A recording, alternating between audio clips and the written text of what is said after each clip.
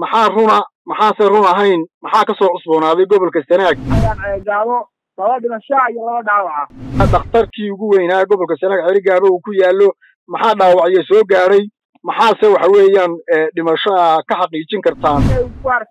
geel markii hore laga dhacay ay inta dib soo dhacsadeen oo ay weer dambe qaadeen dadka deegaanka ku dagaalamaya waayo dadka dagaalku imika dhex maraya waayo ma deegaan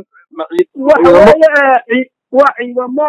ay maamulka SSC khaasbo isu bixiyay leeyihiin oo maaragtay hubaysan oo gawaariga shaamota iyo dad shacab xoolaha oo ku nool deegaanka goob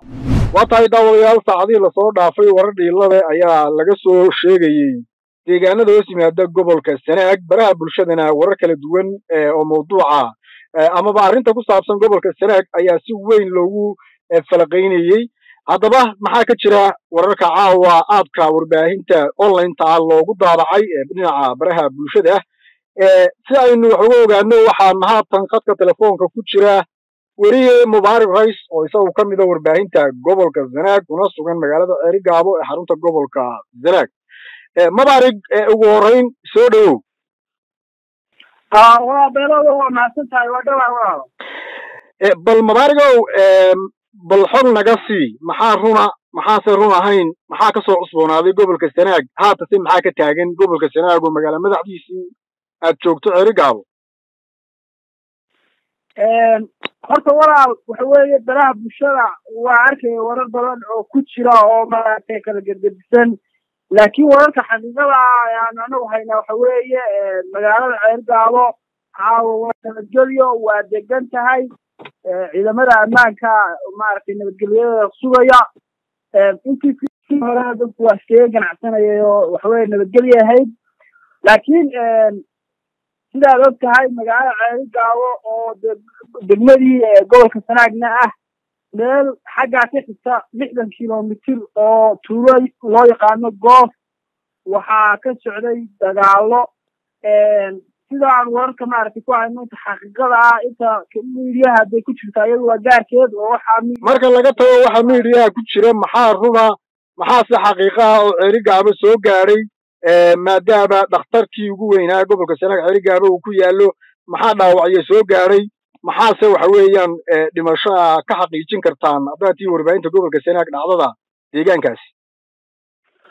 waa waxa weeye laba nin oo dhaawac iyo nin dhintay ayaa wax xaqiiqo ah dagaalkii taaka ka dhacay goof waxayaa wax kale oo iminka maaragtay cusub oo la keenayna ma jiraan waa laba nin oo dhaawac iyo hal nin oo dhimasho ah dhimashadii ka horeysay maaragtay khidmadu ka kacday uu ku bilaabmayna waxay ahayd tii ka horeysay markaasaa waxay ku noqonayaan Cerigaabo laba dhimasho iyo laba dhaawac laba dhimasho iyo laba dhaawac ayaa waxa weeyaan inta la xaqiijin karo Cerigaabo soo gaaray ninka hore waxa weeye ciidanka ammaanka isdhaafeen xalay soo magaalada Cerigaabo lagu diray warar kala duwan baa baraha bulshada marka la joogo aad loo wadaa dagaal socda oo goof ka socda iyo deegaanada gobolka Sanaag hoos yimaada ayaa aad loo daabacaya muuqaalo kala duwan ayaa soo baxaya maxaa idinku warbaahin ahaan ka war doonteen dadka deegaanka xidhiidho ma la samayseen waa horta dawladda waa waddan miyi waa meel maaragtay degmada Cerigaabo aad uga fog inta badan keeno ma laha waa lama heli karo gudoomiyaha ninka garaacayo gudoomiyaha degmada goof lama heli karo nambarkiisa ka bixi waayey warbaa hadda marbaa warka noolka la helaya inta badanna wararka intooda badan dee lama rumaysan karo oo meeshaas iminka dagaal ku socdo sool geliyaa la dhahayo geeley waa ku nool waa dhul sool ah xoola daaqeena nimankaa waxaweye warar markaan galaano wararka noocnooca kuwa miidiyaha umayna siiyaan iyada laftooda imika waxay sheegayaan inay maaragtay geel markii hore laga dhacay ay inta dib soo dhacsadeen oo ay weer dambe qaadeen oo iyada lafteeda deegaanka warar ka soo baxaya ayaa maaragtay ku jiraa laakiin dee wax maaragtay sugan oo qof maaragtay ama maamulkii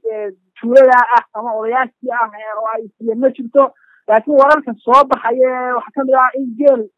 geel nimanka hore loogu laayay iminka ay dib ula soo laabteen oo ay weerar dambe oo maaragtay ragaacelina nimankan hore wararka soo qaadana waxay ka yimaadeen deegaanka la yidhaahdo ku fuliye oo ay maamulka SSC khaatumo u yaqaaniin xarunta gobolka Sanaag dadka deegaanka ku dagaalamaya waa iyo dadka dagaalku imika dhex maraya waa iyo ma deegaan